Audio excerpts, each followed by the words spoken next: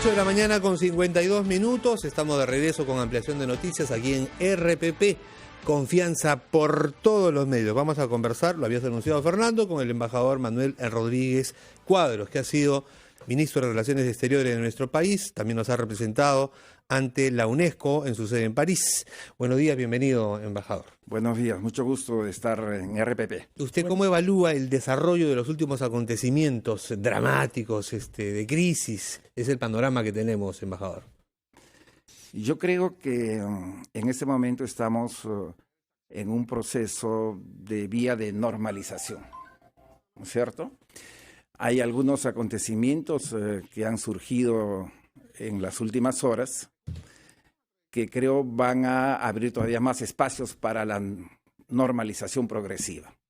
La renuncia de la ex vicepresidenta de la República, Mercedes Arauz, al ejercicio de la encargaduría de la presidencia que el Congreso, disuelto o no disuelto, según las interpretaciones en ese momento, le encargó.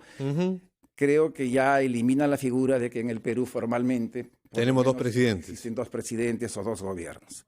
Adicionalmente, Mercedes Arauz, que creo en un acto que es muy importante para el país, ha señalado que la constitución de esa encargaduría fue un acto político.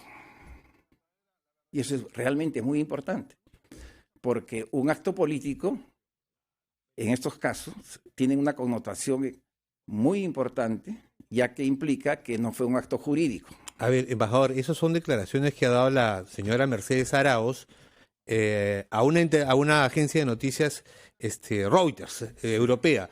Pero lo que dice, lo formal de su carta de renuncia presentada ante el Congreso de la República es que renuncia a la vicepresidencia del gobierno de Martín Vizcarra porque se ha roto el orden constitucional y renuncia a la encargatura de la presidencia que le dio este Congreso disuelto por el presidente Martín Vizcarra porque no hay las condiciones para ejercer de facto, de hecho, esa presidencia. No importa la naturaleza y el origen de la renuncia a la encargaduría. Ella lo cierto es que ha renunciado. Ella renuncia, ¿no es cierto? Entonces, como decía Fernando, esa imagen, por lo menos formal o simbólica, de dos presidentes ya no existe. Y esto no quiere decir que un sector tenga ahora más razón que el otro, sino que es un factor que ayuda a la normalización. Es muy importante, por ejemplo, que la reacción de la comunidad internacional, de los medios de prensa extranjeros, no hablan de ruptura del orden constitucional en el Perú ni de interrupción del proceso democrático.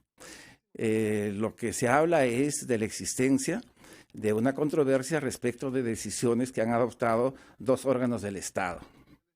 Y eso creo que es bueno. El hecho de que se hayan convocado y se haya aprobado el reglamento para las elecciones de enero ayuda a la consolidación. Una vez que el Consejo de Ministros esté en pleno funcionamiento, será un factor adicional. Ahora bien, usted ha sido embajador ante la OEA y ha sido el redactor principal de la llamada Carta Democrática Interamericana aprobada en el año 2001. Algunos han pretendido que se aplique en este caso en el entendido justamente de que había habido una ruptura del orden constitucional. ¿Cómo interpreta la respuesta dada el día de ayer por la Secretaría General de la OEA? Bueno, en primer lugar, para que todos los peruanos tengamos claras las cosas de lo que está sucediendo, la OEA no se ha pronunciado. Se ha pronunciado el secretario general de la OEA, que es distinto. Muy bien. Que tiene sus competencias propias, específicas. La aplicación de la Carta Democrática Interamericana no procede porque la carta que efectivamente yo redacté como una garantía de acción y de protección internacional de la democracia a partir de la experiencia del 5 de abril, la carta tiene 3 supuestos donde la OEA puede intervenir. A ver. El primer supuesto es cuando un gobierno, el propio Ejecutivo, percibe que hay desarrollos en su país que pueden afectar el normal desenvolvimiento y desarrollo de la democracia. Y el propio Ejecutivo pide a la OEA una intervención para que la OEA propicie mesas de diálogo o contribuya a la solución de los problemas de gobernabilidad. Esa hipótesis no se da. La segunda hipótesis es una grave alteración del orden democrático, que en ese caso tampoco se da. Y la tercera es la ruptura del orden democrático. En estas dos últimas hay discusión sobre esta última hipótesis aquí en el país, pues.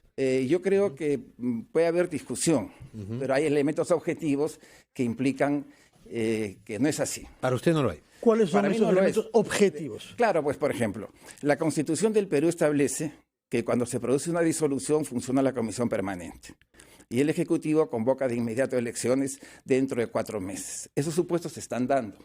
Entonces, no, me refería a la disolución del Congreso, porque el magistrado del Tribunal Constitucional, hay unos que opinan de acuerdo, o sea, están de acuerdo con lo que ha hecho el presidente, pero hay un número importante también de constitucionalistas que dicen que hay una ruptura, que hay un golpe de Estado. Fíjese, el debate entre los constitucionalistas y los políticos no se va a resolver con una opinión en uno u otro sentido. Pero yo le voy a dar cuál es mi visión. Sí. Es cierto que no se puede interpretar el rechazo de la cuestión de confianza. El rechazo de la cuestión de confianza se expresa, de acuerdo al texto constitucional, a través de un acto, vamos por partes, de un acto de voluntad indubitable del Congreso que no acepta la cuestión de confianza. De un acto de voluntad indubitable, que no es solo la votación, pues. Entonces, cuando la cuestión de confianza se presenta vinculada a un proyecto de ley destinado a que no se elijan ese mismo día o en estos días a los miembros del Tribunal Constitucional bajo las reglas precedentes, si el Congreso procede a la elección de miembros del Congreso bajo esas leyes precedentes, que la cuestión de confianza justamente consiste en no aplicarlas, está haciendo una expresión de voluntad indubitable que torna sin objeto útil la cuestión de confianza. Ahora, también hay discusión sobre si podía una cuestión de confianza referirse, o sea, tratar de tener un proceso con nombre y apellido en marcha. Pero, embajador, por favor, espérenos un momentito, revisamos titulares y volvemos con más aquí en Ampliación de Noticias por RPP. Confianza por todos los medios.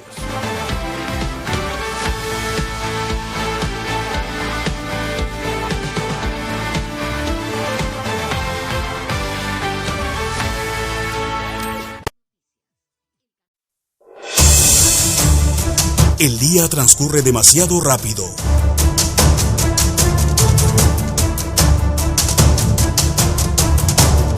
Nosotros nos detenemos para analizar los hechos y explicártelos al final de la jornada.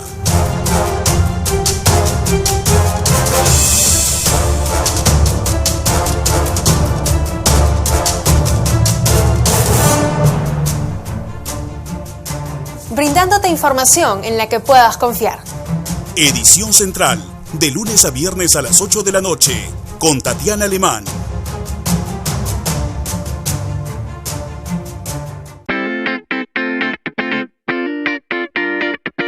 Las finanzas personales no deben ser aburridas y para esto siempre tienes que plantear dentro de tu presupuesto lo que yo llamo metas de felicidad. Pero ¿cuánto es lo adecuado para las metas de felicidad? Va a depender si puedes ahorrar el 10, el 15 o el 20%. Si ahorras el 20% sería perfecto. Este monto te servirá tranquilamente para que puedas plantear un viaje, para que puedas plantear estudios o lo que te haga feliz a ti. Vamos a tomar el ejemplo del viaje. Si yo quiero viajar, no voy a plantear mi meta para el próximo mes. Prácticamente ahorrar es imposible y eso me va a llevar a lo mejor a endeudarme. Lo ideal es planear el viaje por lo menos con 12 meses de anticipación. De esa forma vas a poder tener 12 cuotas para poder ahorrar o vas a tener mucha facilidad en obtener un descuento que puede ir hasta el 30% por comprar con anticipación. Aparte de esto también, si es que no puedo ahorrar mucho, empecemos a mirar qué beneficios tenemos nosotros con las tarjetas de crédito, con las cuentas de remuneraciones que tenemos en los bancos y de ahí puede salir el mismo dinero para poder lograr nuestras metas de felicidad. Empecemos a identificarlas y empecemos a lograr lo que nosotros nos hemos planteado.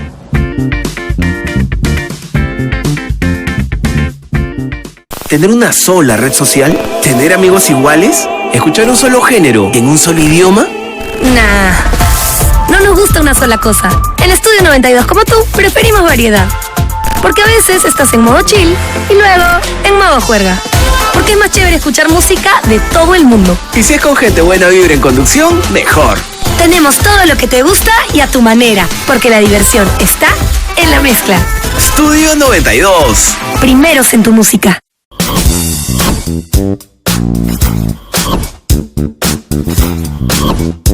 La tecnología nos abre un mundo de posibilidades. Entérate de todo en Newsly.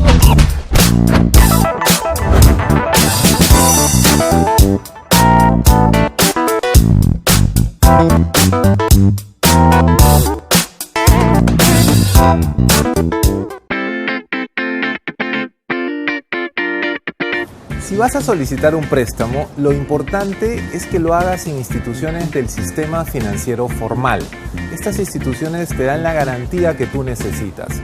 Tengamos mucho cuidado con los prestamistas informales, con esas personas que te están ofreciendo el dinero inmediato, pero con altas tasas de interés y con otros riesgos asociados que al final nos pueden traer muchos problemas. Para conseguir una mejor tasa de interés es muy importante que identifiques los productos que tienes. Por ejemplo, la tarjeta de crédito, tu cuenta de ahorros o tu cuenta sueldo. Si tienes los 3 productos en una sola institución... 9 de la mañana con 3 minutos. Amigos, bienvenidos a la segunda hora de ampliación de noticias de hoy, ya miércoles 2 de octubre. En ampliación de noticias, Fernando, son momentos críticos los que tenemos en nuestro país. Aparentemente, y como nos lo dice nuestro invitado, el embajador Manuel Rodríguez Cuadros, el transcurso de las horas de a pronto nos trae una normalización aparente de la situación en nuestro país. Más o menos todos nuestros invitados creo que han sido optimistas hoy, porque tanto el embajador Alan Wagner como los congresistas Richard Arce y muy interesante lo de Alan Wagner, ¿no? Y ahora política, estamos escuchando, ¿no?, a Manuel Rodríguez Cuadros, quien también cree que hay una tendencia natural hacia el apaciguamiento que permita fijarse objetivos políticos y económicos positivos. Yo creo que sí, y además recuperar el diálogo político nacional, porque la nueva situación en la que estamos no invalida a ninguna de las fuerzas políticas que están representadas en el Congreso a participar legítimamente, no solo en la comisión permanente, sino en la vida política nacional. Y entonces, en ese sentido, en la medida que todos los partidos políticos, el Partido Aprista, Fuerza Popular, Acción Popular, los sectores de la izquierda, actúen dentro de los marcos constitucionales y del realismo constitucional que yo diría que cada día, cada hora se va imponiendo, vamos a recuperar una práctica política que exceda ya pues los contenciosos emotivos. ¿Cómo puede haber ese diálogo si no hay Congreso? Justamente, que es por definición el espacio del diálogo. ¿Está usted de acuerdo con la idea de una mesa de diálogo inspirada en la que hubo a principios de este siglo? No creo, porque no hay materia en este momento, ya que... Pero no, porque un tratamiento político que debe resolverse, y si no hay Congreso tenemos que buscar otro espacio. ¿Cuál sería ese espacio? Mire, el único espacio sería el Tribunal Constitucional. Pero el Tribunal Constitucional tiene un solo instrumento que se aplica a esta situación, que es las cuestiones que atañen a sus facultades competenciales, ¿no? Un recurso competencial. Eso, de acuerdo al Código Procesal Constitucional, lo tendría que presentar el Congreso, que está disuelto, o el Ejecutivo, que evidentemente, bajo toda racionalidad, no lo va a presentar. Adicionalmente, si se presentase, el tiempo mínimo para una opinión del Tribunal Constitucional sería de 4 meses, como mínimo, sino 5 meses. Y en 4 meses, 5 meses, ya estamos con las elecciones parlamentarias. Estamos en la teoría de los hechos consumados, no hay vuelta que darle a esto. Consumados, con amparo jurídico para muchos, consumados sin amparo jurídico para otros, ¿no es cierto?, en términos políticos. Entonces, ¿dónde vamos? Si no es el Congreso, no es el Tribunal Constitucional, y usted considera que tampoco una mesa de diálogo, ¿a dónde? La OEA da el secretario general de la OEA da un buen recurso, dice, la esencia de su comunicado, que estas diferencias políticas y de interpretación deben ser zanjadas por el voto popular.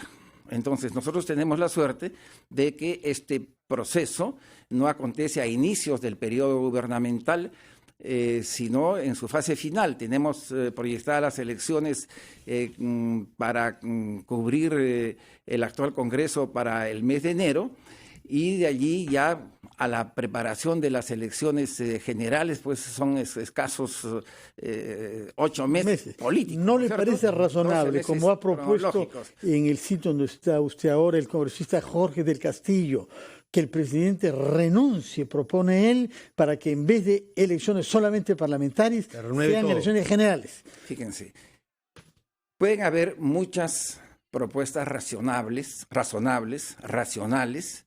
e ideales. Por ejemplo, otra persona podría decir, lo ideal sería que en este momento el presidente Olaechea con el presidente Vizcarra se reúnan, pues, y procesen esta situación en términos homogéneos y unitarios, con una visión de concordia, en términos realistas, aceptando la situación. Esa podría ser otra opinión, pero son opiniones, ¿de acuerdo? Cuando esas opiniones pueden traducirse en procesos políticos, tienen que haber algunos factores que hagan viable esa traducción del planteamiento ideal a la acción política. Y eso se da en relación a las correlaciones de fuerza de poder.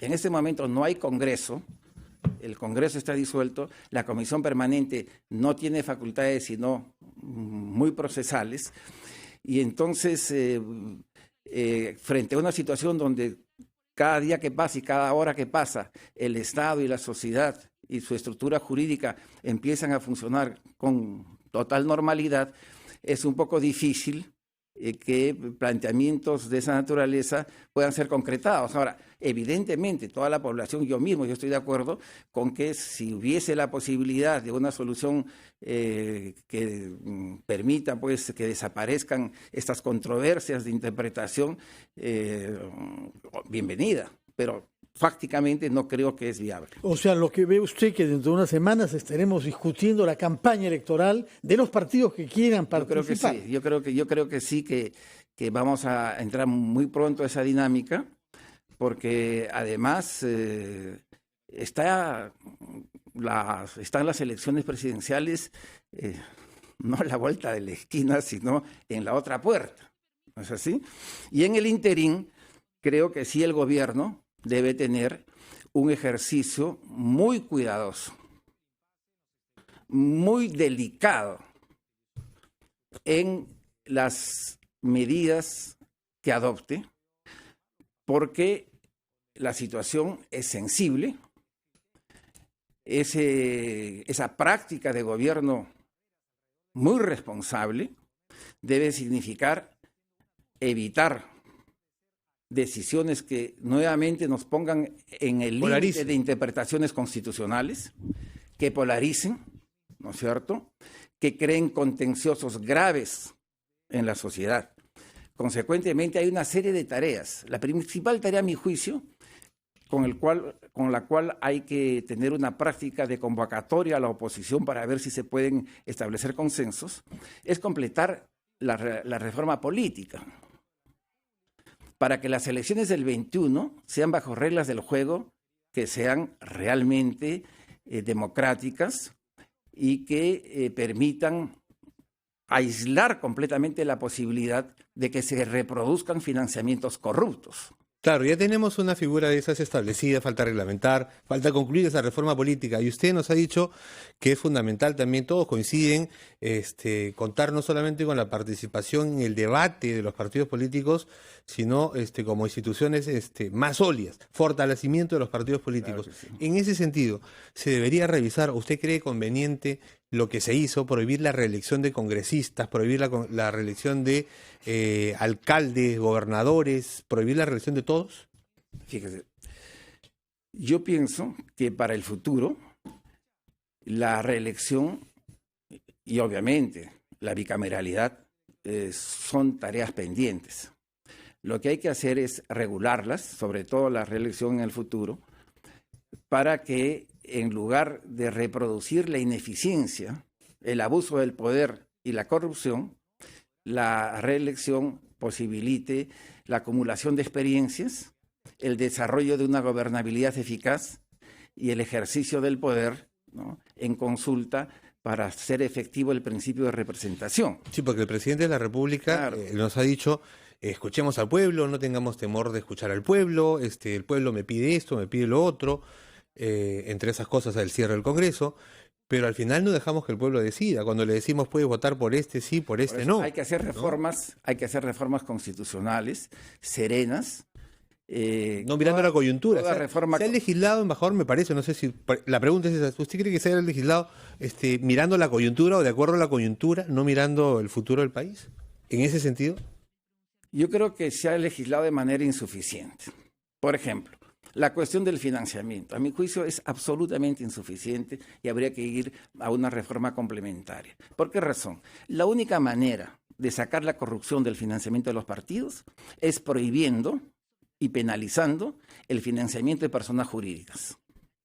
¿De empresas? De personas jurídicas. Ninguna empresa, ninguna asociación puede financiar partidos políticos ni candidatos en las elecciones. Allí sí descartamos totalmente. Y en segundo lugar, prohibir el financiamiento de fuente extranjera, de persona jurídica o de persona individual. Con lo cual tendríamos unas elecciones más apropiadas y unas campañas a la realidad del país, donde sería más importante que gastar millones de dólares en propaganda en la televisión, establecer canales de diálogo con la población, establecer mecanismos que permitan a los candidatos llegar a la gente. Esta reforma tampoco es una cosa impensable. Son las reglas del juego que hay en Chile en este momento. Bueno, tomamos nota entonces de esa propuesta concreta sobre reformas pendientes. Ricardo, esperemos que pase esta situación álgida para invitar otra vez al embajador y hablar sobre su voluminoso libro sobre el patrimonio cultural, puesto que ha sido embajador ante la UNESCO durante 6 años y se ha presentado hace unos días un libro publicado por la Universidad San Martín de Porres. Muchísimas gracias, embajador Manuel Rodríguez Cuadros. Recuerdo que usted ha sido embajador ante la OEA y redactor de la Carta Democrática Interamericana de la OEA. Muchas gracias a ustedes. Y yo diría que las fuerzas políticas deben hacer un gran esfuerzo por pensar más que en la coyuntura, en el mediano y largo plazo, y por pensar más que en los intereses muy partidarios o muy personales en el país, en la ciudadanía. Es necesario que toda esta situación se maneje y evolucione con el mínimo de conflictividad y con el máximo de una actitud positiva y constructiva. Ojalá que así sea. Muchas gracias por su presencia, embajador. Vamos al pausa, Ricardo. Así es, son las 9:14, regresamos con más aquí en Ampliación de Noticias por RPP, confianza por todos los medios.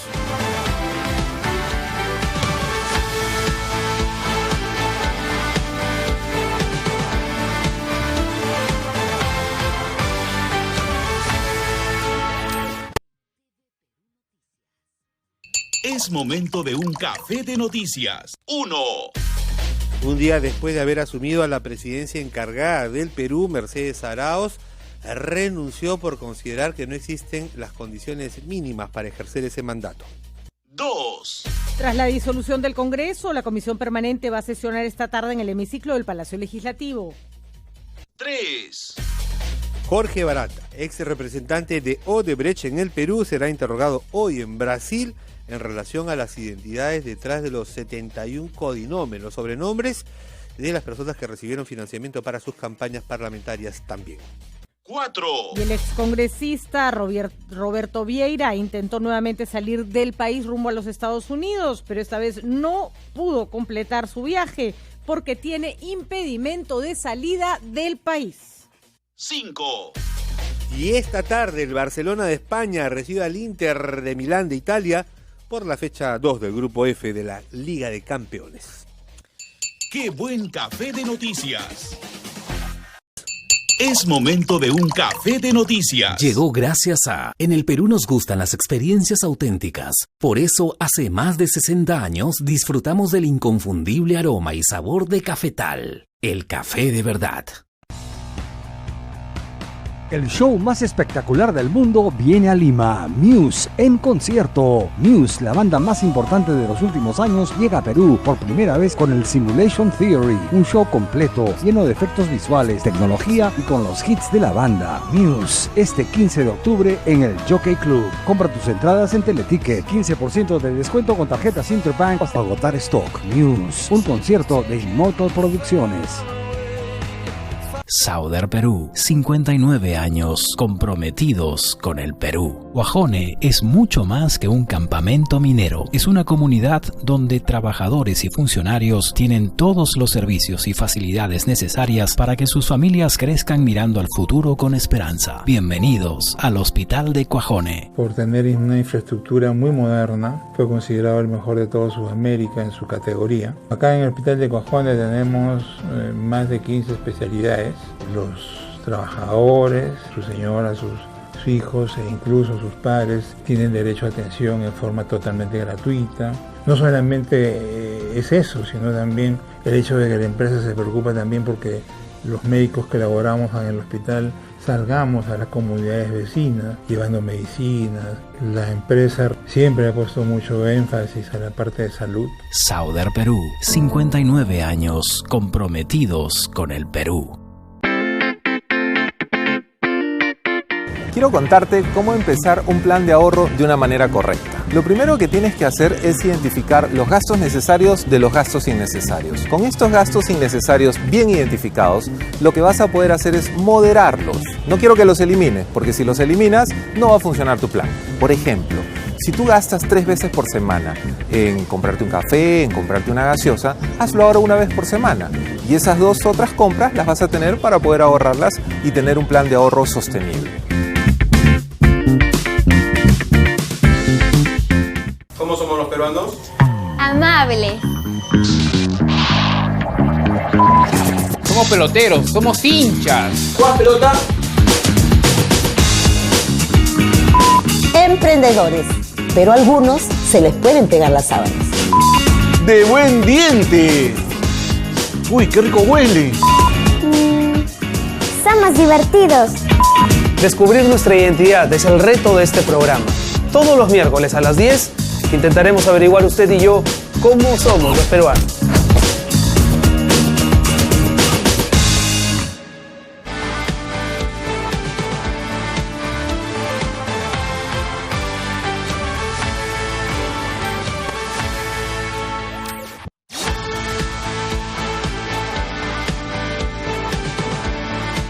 Y a las 9:19 nos vamos rápidamente con Mariano Calvera, que se encuentra en los exteriores de la casa de Mercedes Arauz. Mariano, ¿hay movimiento o no hay movimiento? Cuéntanos.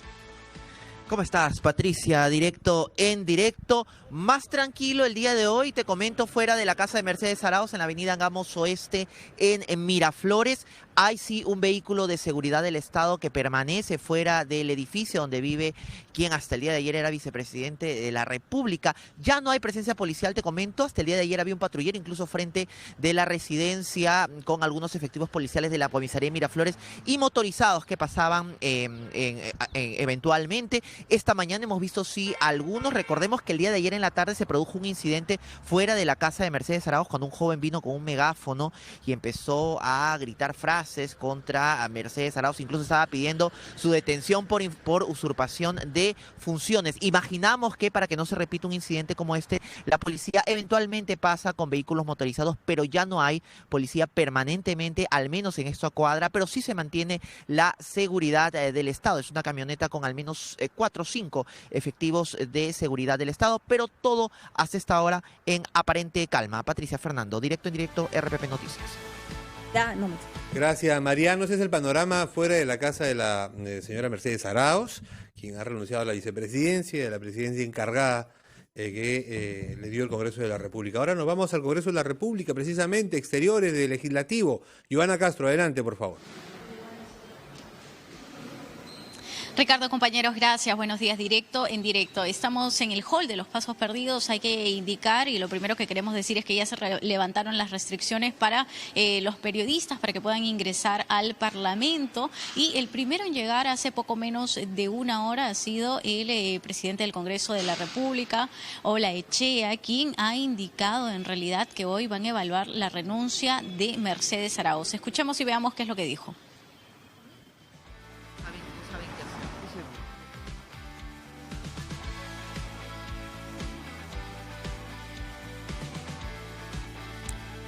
¿Escuchamos, Joana?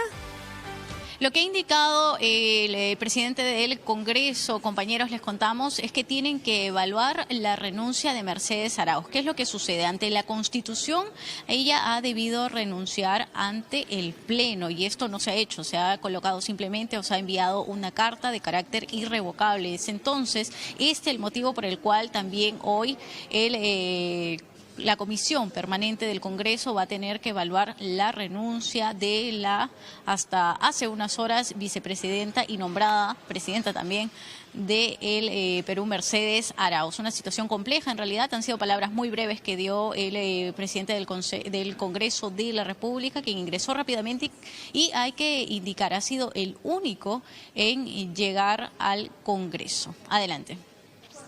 Muy bien, tendremos más adelante las declaraciones exactas del presidente de la Comisión Permanente del Congreso de la República, el señor Pedro Olaechea. Patricia, tenemos un invitado en el estudio, nada menos que el alcalde de Puente Piedra, que está, sin embargo, acá en su calidad de presidente de la Mancomunidad de Lima Norte. Estamos hablando de 8 distritos de la capital que totalizan a 3 millones de limeños. Señor Renan Espinosa, buenos días.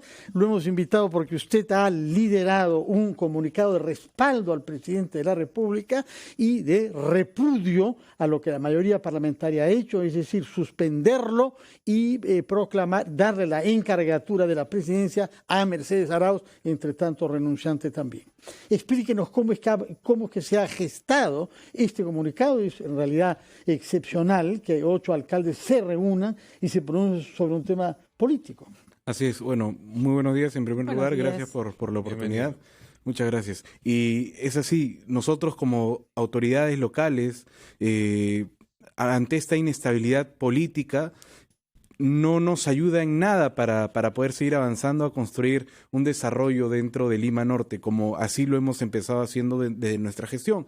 Lo que buscamos es precisamente ya que se olvide el espectáculo y el circo que han estado armando en el Congreso de la República para empezar a transformar un país que ya necesita esa visión de nación, de país, ya no una visión de intereses personales ni de protección de los intereses de algunas personas que manejaban algunas bancadas, y ese problema lastimosamente sí tenía nombre propio, y es Keiko Fujimori y su bancada, que ha transformado este problema en una situación de inestabilidad política, y quienes son perjudicados somos todos los peruanos. Es por eso que no es ningún momento de alegría. Es bastante triste que estemos pasando eso en nuestro país, pero ahora es la oportunidad que mediante el presidente de la República, Martín Vizcarra, permita que los gobiernos locales puedan ir construyendo el desarrollo de nuestro país. Somos la primera cara del Estado y somos los llamados a solucionar los problemas como la ciudadanía nos exige, ya, de manera inmediata. Pero sin los recursos, muchas veces con gobiernos locales del interior del país, sin técnicos, sin profesionales, y es allí donde hacemos el llamado correspondiente, no solamente para nosotros como Lima Norte, sino para el país en general, que los gobiernos locales ahora tienen la oportunidad, de la mano con el presidente de la República, poder construir una nación. Somos la primera cara del Estado y estamos llamados a ello. Y estamos a disposición, no precisamente del presidente, pero sí para el país, sí para la ciudadanía que nos eligió. Si hay malos alcaldes, pues que en su momento la Contraloría estudie qué se debe hacer con ellos y ojalá que paguen condena. Pero hoy estoy seguro que hay más buenas autoridades con la voluntad de poder entregar el servicio para el cual hemos sido asignados o elegidos. Lo que llama la atención es que de los 8 alcaldes hay varios partidos políticos diferentes y no necesariamente yo pienso esos alcaldes están en sintonía con sus respectivas bancadas parlamentarias cuando las tienen, ¿no? Bueno, el pensamiento político, partidario, es uno. los respetamos, pero también hay un pensamiento que como autoridad debemos anunciar, que es el poder seguir avanzando dentro de nuestras competencias y responsabilidades, y para eso hemos sido elegidos. Más allá de hacer política, es poder hacer gestión. Y estamos aquí para eso, para empezar el trabajo que nos han asignado de la mano con nuestro presidente. Y eso es lo que debemos hacer. Reunir una mesa de diálogo sin saber quién lo puede encabezar o quién lo puede presidir ya es absurdo. Con mucho respeto que le tengo al señor Alan Wagner, ya una mesa de diálogo es absurdo. Somos el país que más mesas de diálogos ha tenido sin ningún resultado. Deberíamos ganar un premio Nobel de mesa de diálogos. Pero no vamos a tener ningún resultado de eso. En el año 2000 permitió una transición pacífica al cabo de más de 10 años de un gobierno autoritario, ¿no? En la actualidad, lo que necesitamos es que ya se dejen de patalear, de tener ese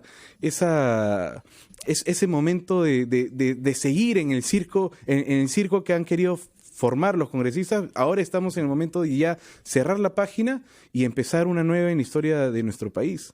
Bueno, ojalá que así sea. ¿Y han consultado ustedes con sus respectivos consejos municipales o son decisiones tomadas solos por los 8 alcaldes? Como autoridades tenemos la responsabilidad de lo que hemos comunicado. Y sí, es netamente una opinión de cada uno de los alcaldes que estamos representando a Lima Norte. Uh-huh. Bueno, entonces este es un apoyo de los alcaldes de Lima Norte al presidente Vizcarra. Obviamente, por lo que usted nos dice, no están bajo ninguna circunstancia por la posibilidad de que se convoque unas elecciones generales, que, vamos a decirlo, es improbable, pero todavía es un pedido que está ahí en el tapete, ¿no? Así es, lo que nosotros buscamos es que, como les decía, se cierre la página y empecemos nuevamente a construir nuestro país.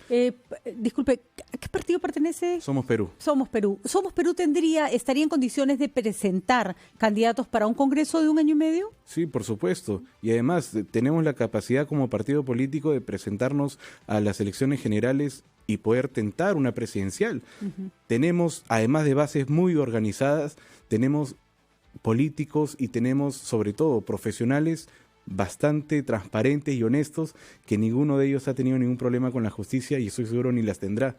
Somos un partido político que tiene garantía de buen gobierno. Y así nos presentamos y así seguiremos y mantendremos sobre todo la formación de la política para los jóvenes. Porque ese es el llamado para los jóvenes ahora. No fue el rostro que dieron en la campaña municipal, ¿no? El candidato que tenían para alcalde de Lima era un candidato que fue bastante cuestionado, ¿no? Una campaña electoral no significa lo que pueda decir una gestión en sí. ¿Cómo sabemos que Somos Perú no nos va a volver a poner un candidato cuestionado, que además prometió cosas que a todas luces eran imposibles de cumplir, ¿no? Repito, porque los partidos prometen que tienen cuadros, pero a la hora que presentan sus cuadros... Con eso nos quedamos. Muchísimas gracias. Pero en esa oportunidad sí nosotros podemos dar la garantía de tener un buen gobierno. Ojalá sí sea, porque necesitamos renovación de la política. Así es.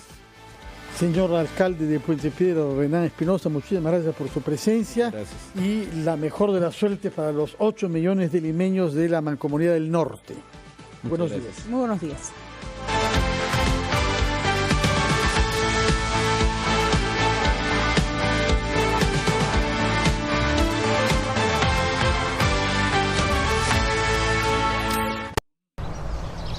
Radio Oxígeno.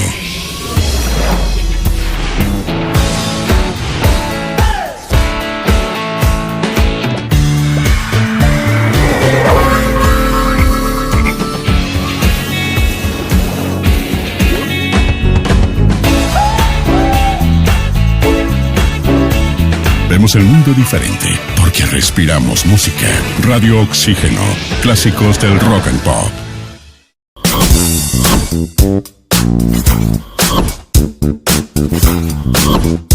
La tecnología nos abre un mundo de posibilidades. Entérate de todo en Newsbeat.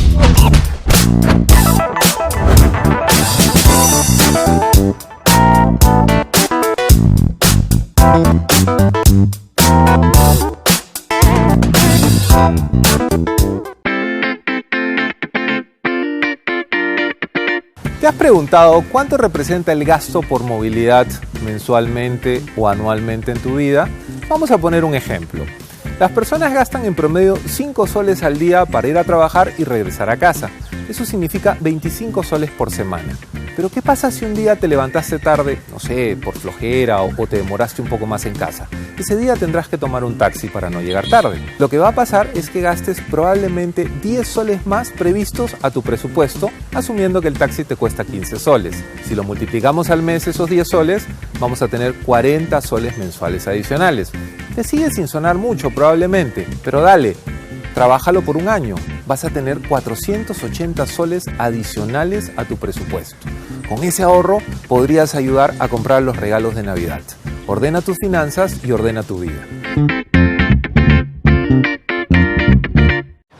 Todos los peruanos que tengan los apellidos que figuran en una lista de la Embajada de España accederán a la nacionalidad española inmediatamente. Hay mentiras disfrazadas de noticia. Fíjate en la información, pero también en quién te la da.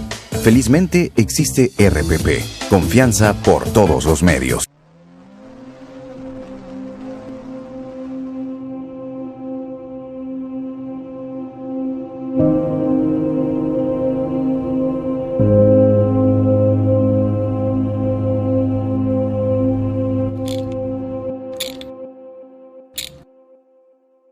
¿Y ahora qué hago?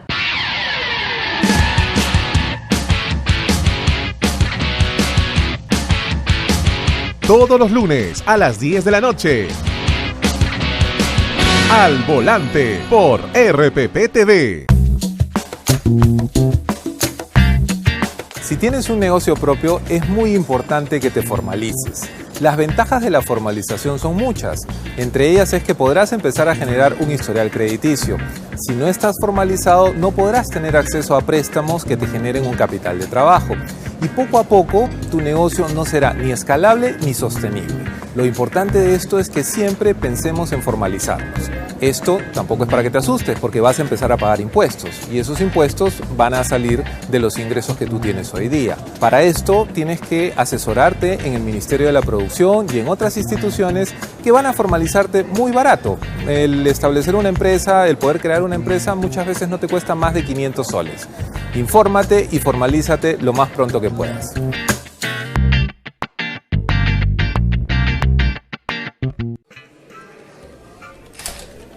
Hola Ángel, ¿irás a la reunión? Sí, claro, termino y voy. No te olvides que el bono de alquiler solo se otorgará a parejas que paguen renta mensual de vivienda no menor a los 0.78 UIT y que no supere los 0.371 UIT. Entonces ahí te veo. Se realizará el ajuste monetario internacional por 56.000 millones de dólares, recalculando tasa de inversión interanual del 5.8% de los 7 primeros meses. Tranquilo, en Economía para Todos te explicaremos los principales cambios en materia económica por los que atraviesa el Perú y el mundo, pero sobre todo, cómo afectan estos directamente tu bolsillo. Soy Omar Mariluz y estoy de lunes a viernes a las 4 de la tarde por RPP Televisión.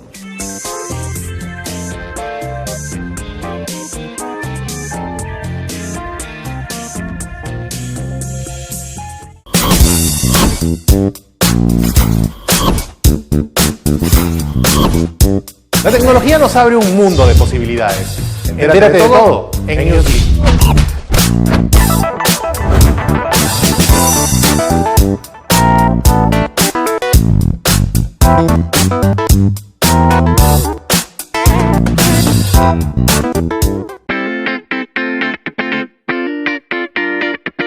¿Te has preguntado cuánto representa el gasto por movilidad mensualmente o anualmente en tu vida?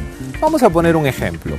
Las personas gastan en promedio 5 soles al día para ir a trabajar y regresar a casa. Eso significa 25 soles por semana. Pero ¿qué pasa si un día te levantaste tarde, no sé, por flojera o te demoraste un poco más en casa? Ese día tendrás que tomar un... Noticias, nos vamos de regreso a la Plaza de Armas, Palacio de Gobierno, a la presidencia del Consejo de Ministros. Andrea Mezquita, adelante, por favor. ¿Qué tal? Muchísimas gracias, Ricardo. Directo en directo, nosotros nos encontramos cerca a la puerta de Desamparados de Palacio de Gobierno, donde hasta el momento hemos visto salir e ingresar también el auto, la camioneta de Vicente Ceballos, el actual primer ministro, quien anunció a través de RPP Noticias que el día de mañana se realizará la ceremonia de juramentación del nuevo gabinete, donde conoceremos justamente a los nuevos rostros de este nuevo Consejo de Ministros. A esta hora de la mañana llegan algunos personajes, así como trabajadores, ¿no?, de Palacio y también de la Presidencia del Consejo de Ministros, y que, bueno, la expectativa de los medios de comunicación continúa debido a que podría llegar algún personaje más para conversar con el primer ministro, que a esta hora de la mañana podemos asegurar que se encuentra al interior del Palacio de Gobierno junto con el presidente Vizcarra, de repente para conversar, ¿no?, y evaluar nuevas carteras, como se realizó el día de ayer, al cual vimos a Luis Carranza, exministro de Economía en el gobierno de Alan García.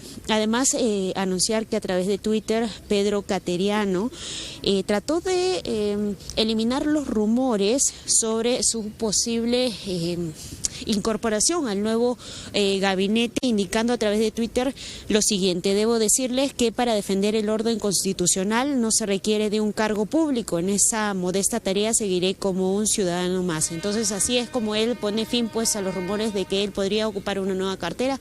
Nosotros todavía estamos aquí a la expectativa de lo que pueda ocurrir. Directo en directo, RPP Noticias. Ya conocido. Muy bien, Andrea, 9:37. Es verdad que ayer el ex premier Cateriano estuvo en Palacio de Gobierno, pero también es verdad que cuando le preguntamos, y creo que después de lo dicho por Andrea, vale la pena recordarlo, que cuando le preguntamos al señor Vicente Ceballos en el corte, nos dijo que no había nada, que habían conversado con él, pero que no había nada definido, ¿no? El tema pendiente también para resolver, aunque ya tienen varios candidatos aparentemente, pero un solo perfil, que es el que quieren continuar, es en el sector economía. Así es, para darle tranquilidad a todos los que creen que se viene un gobierno de corte chavista económico, no. Nos han dicho claramente que no, que se mantienen los parámetros. Por eso vamos a conversar con el economista Elmer Cúa. Él es director de Macroconsult, y primero le vamos a preguntar justamente esto: ¿qué debería hacer el gobierno en materia de continuidad con respecto al modelo económico que, hay que decirlo, no ha cambiado consistentemente desde que asumió el señor Pedro Pablo Kuczynski y luego el presidente Vizcarra? Elmer, ¿cómo estás? Gracias por acompañarnos esta mañana. Hola, buenos días. Bueno, a ver, el contexto es un poco difuso para los economistas y para los que siguen Perú desde afuera. Estamos en una crisis institucional, no hay duda. De un lado está el presidente de la República, apoyado por la mayoría de la población y las Fuerzas Armadas, y de otro lado un grupo nutrido de constitucionalistas que en su mayoría piensan que lo que está ocurriendo es ilegal.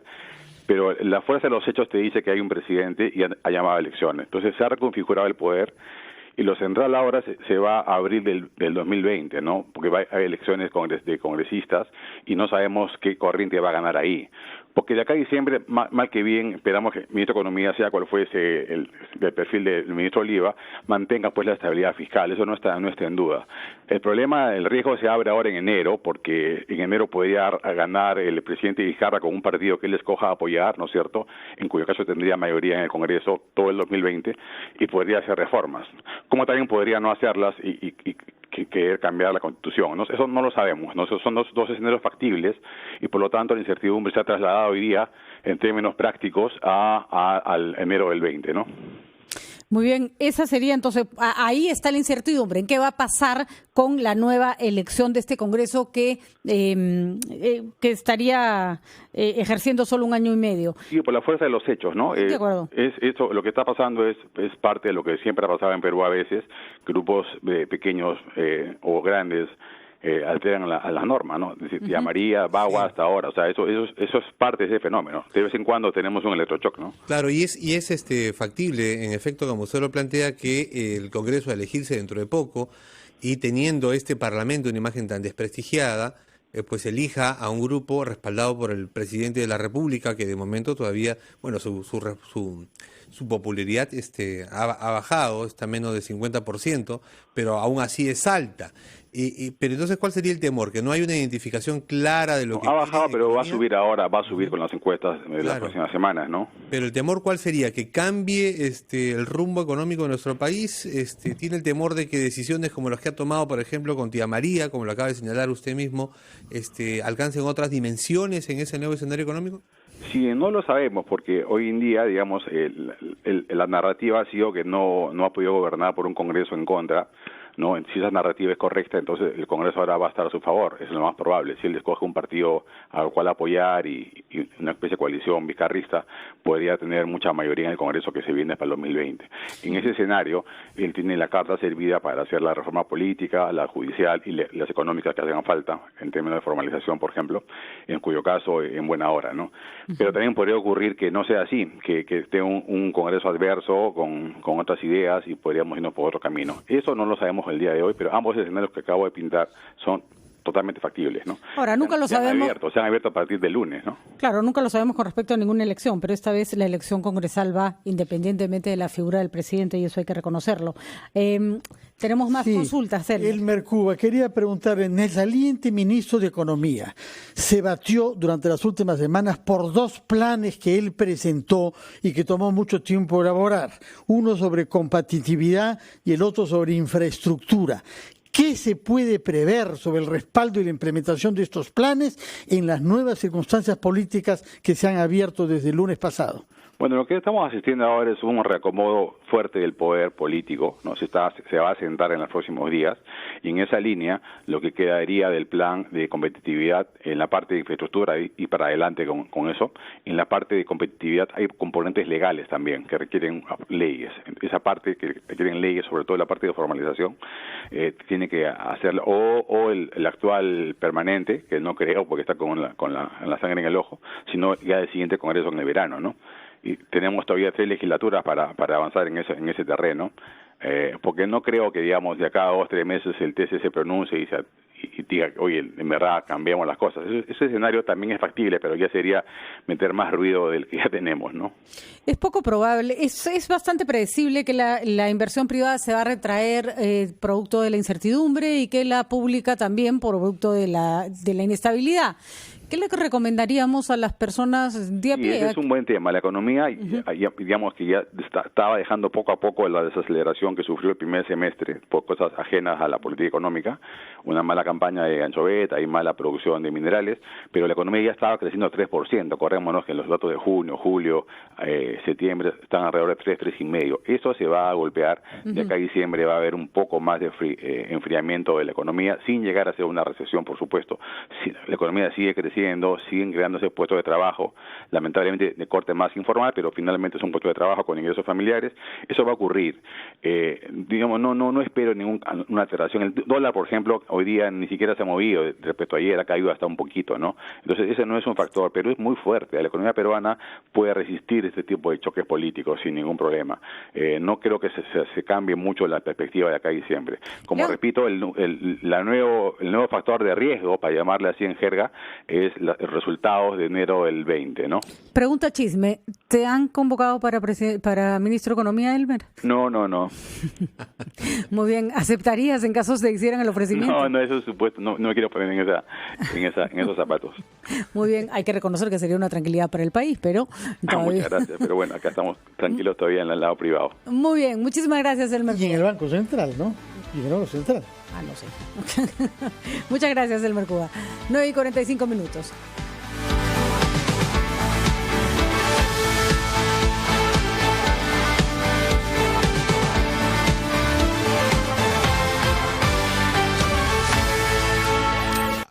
Es momento de un café de noticias. 1. Un día después de haber asumido a la presidencia encargada del Perú, Mercedes Arauz renunció por considerar que no existen las condiciones mínimas para ejercer ese mandato. 2. Tras la disolución del Congreso, la Comisión Permanente va a sesionar esta tarde en el hemiciclo del Palacio Legislativo. 3. Jorge Barata, ex representante de Odebrecht en el Perú, será interrogado hoy en Brasil en relación a las identidades detrás de los 71 codinomes, los sobrenombres de las personas que recibieron financiamiento para sus campañas parlamentarias también. 4. Y el excongresista Roberto Vieira intentó nuevamente salir del país rumbo a los Estados Unidos, pero esta vez no pudo completar su viaje porque tiene impedimento de salida del país. 5. Y esta tarde el Barcelona de España recibe al Inter de Milán de Italia por la fecha 2 del Grupo F de la Liga de Campeones. ¡Qué buen café de noticias! Es momento de un café de noticias. Llegó gracias a... En el Perú nos gustan las experiencias auténticas. Por eso, hace más de 60 años, disfrutamos del inconfundible aroma y sabor de Cafetal. El café de verdad. El 43,5% de los niños en el Perú tiene anemia. Seguro has escuchado hablar de ella, pero ¿conoces sus consecuencias? La anemia disminuye la energía en los niños y afecta su desarrollo cognitivo y concentración. Además, aumenta la posibilidad de contraer una enfermedad infecciosa. Por eso, un niño con anemia tiene un bajo rendimiento escolar. Es momento de tomar conciencia y ponernos fuertes contra la anemia. Esta es una campaña de Pacífico y RPP.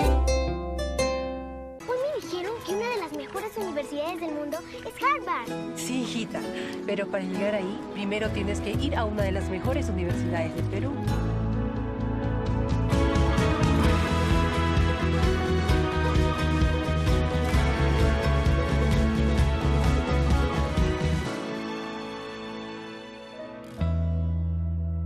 Si tu plan es transformar tu vida, con becas BCP lo puedes lograr. Contigo, BCP.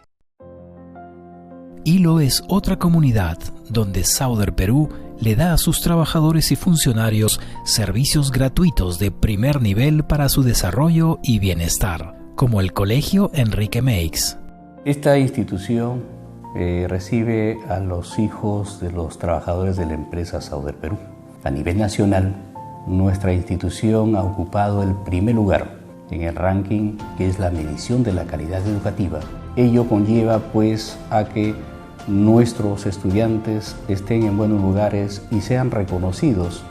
También tenemos una buena infraestructura en el deporte y reconocidos también a nivel provincial y regional. También estamos incentivando el arte. Sin una buena educación no podemos lograr hoy en día lo que buscamos, tener alumnos exitosos y ser buenas personas. Sauder Perú, 59 años comprometidos con el Perú. La disfunción eréctil y la eyaculación precoz tienen tratamiento. Llame y separe su cita médica al 01748-1900, bostonmedical.la. Hola Ángel, ¿irás a la reunión? Sí, claro, termino y voy. No te olvides que el bono de alquiler solo se otorgará a parejas que paguen renta mensual de vivienda no menor a los 0.78 UIT y que no supere los 0.371 UIT. Entonces ahí te veo.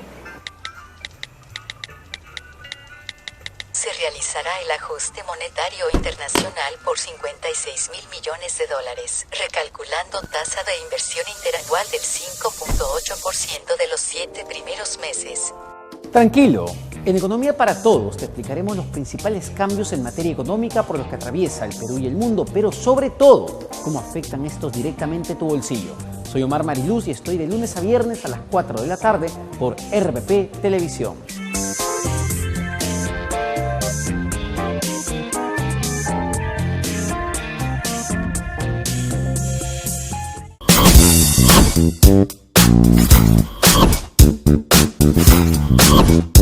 La tecnología nos abre un mundo de posibilidades. Entérate de todo en Newsbeat.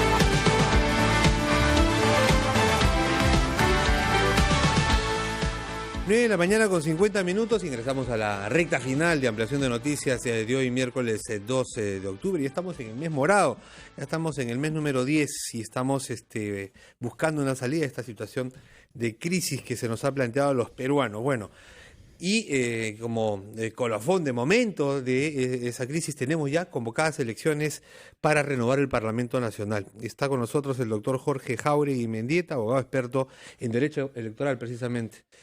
Buenos días, bienvenido, doctor. Sí, muy buenos días, muchas gracias por la invitación. Buenos días, doctor Jáuregui. Es un placer realmente estar en este programa. Todavía tenemos un ambiente de incertidumbre, pero al menos elecciones para el Congreso ya están convocadas. Ahora la pregunta es quiénes pueden participar, con qué reglas se va a jugar este partido electoral. ¿Las tenemos claras o hay que hacer alguna interpretación? ¿Qué nos puede decir usted? Bueno, en principio tengo la sensación que la crisis más bien ya se superó, ¿no? La crisis se genera en el país cuando, digamos, hay una suerte de desencuentro entre el Ejecutivo y el Legislativo. La Constitución del 93 le da varios mecanismos de control al Parlamento y al Ejecutivo solo le da uno. Entonces, ese desequilibrio, ese mal diseño constitucional nos ha llevado a una crisis del 2016 hasta que de forma constitucional se ha disuelto el Parlamento y entonces entramos a una fase de recomposición del Parlamento para romper el bloqueo. Ojalá que se decía, precisando lo que ha dicho Ricardo, quería que nos explique algo. Se nos ha informado que el padrón electoral, es decir, la lista de las personas habilitadas, ha sido cerrado el día 30. Se nos ha dicho ayer que la víspera ha sido cerrado.